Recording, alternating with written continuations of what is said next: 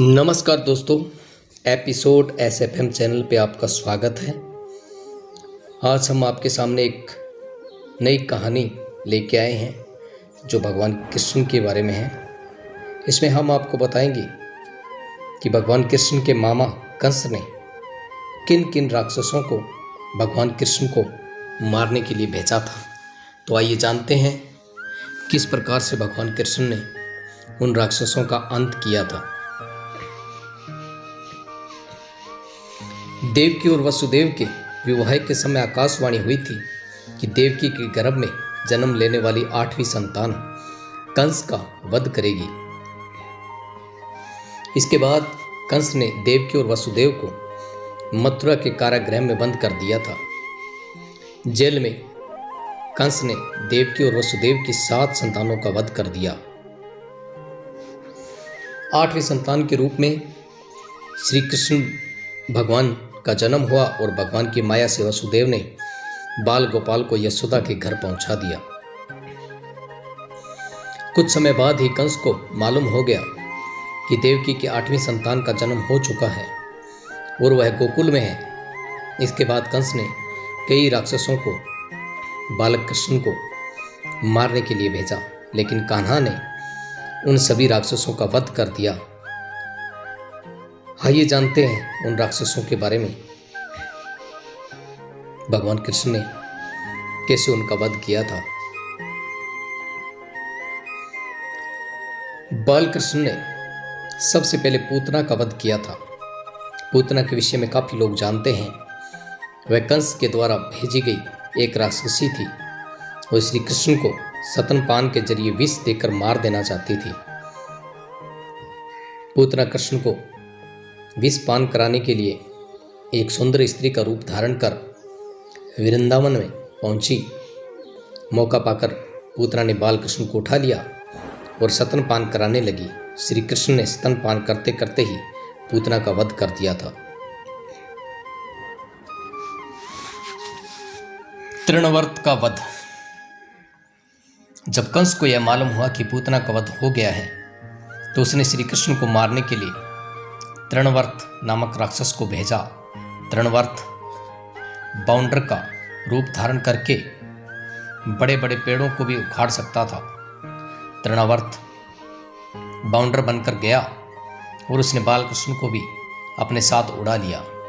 इसके बाद श्री कृष्ण ने अपना भार बहुत बढ़ा लिया, जिसे तृणावर्त भी संभाल नहीं पाया।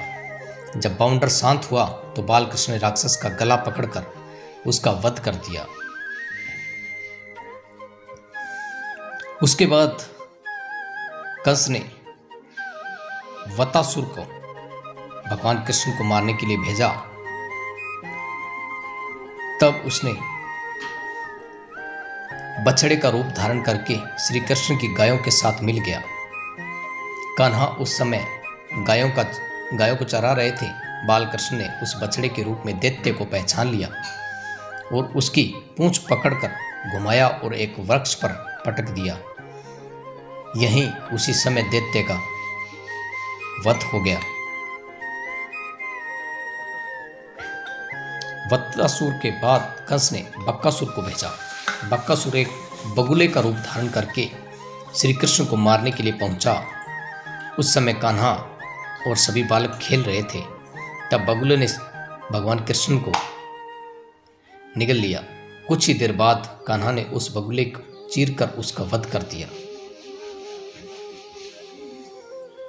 बकासुर के वध के बाद कंस ने कान्हा को मारने के लिए आघासुर को भेजा। आघासुर पूतना और बकासुर का छोटा भाई था। आघासुर बहुत ही भयंकर राक्षस था। सभी देवता भी उससे डरते थे। आघासुर ने कृष्ण को मारने के लिए विशाल अजगर का रूप धारण किया। इसी रूप में आघासुर अपना मुंह खोलकर रास्ते में ऐसे बन गया जैसे कोई गुफा हो। उस समय श्री कृष्ण सभी बालक वहां खेल रहे थे। एक बड़ी गुफा देखकर सभी बालकों ने उसमें प्रवेश करने का मन बनाया। सभी ग्वाले कृष्ण आदि उस गुफा में घुस गए। मौका पाकर आघासुर ने अपना मुंह बंद कर लिया। जब सभी को अपने प्राणों पर संकट नजर आया तो श्री कृष्ण ने सबको बचाने की प्रार्थना करने लगे। तभी कृष्ण ने अपना शरीर तेजी से बढ़ाना शुरू कर दिया। तब कान्हा भी विशाल शरीर बन गए। इस कारण अगासुर सांस भी नहीं ले पा रहा था। इसी प्रकार अगासुर का भी वध हो गया। एक बार माता यशोदा श्री कृष्ण की शरारतों से परेशान हो गई। उन्होंने कान्हा को उखल से बांध दिया ताकि बालकृष्ण इधर उधर ना जा सके। जब माता यशोदा घर के दूसरे कामों में व्यस्त हो गई तब कृष्ण उखल को ही खींचने लगे। वहां आंगन में दो बड़े बड़े वृक्ष भी लगे हुए थे। कृष्ण उन दोनों वृक्षों के बीच में उखल फंसा दिया और जोर लगाकर खींच दिया। ऐसा करते ही दोनों वृक्ष जड़ सहित उखड़ गए। वृक्षों के उखड़ते ही इसमें से दो यक्ष प्रकट हुए जिन्हें यमलार्जुन के नाम से जाना जाता था।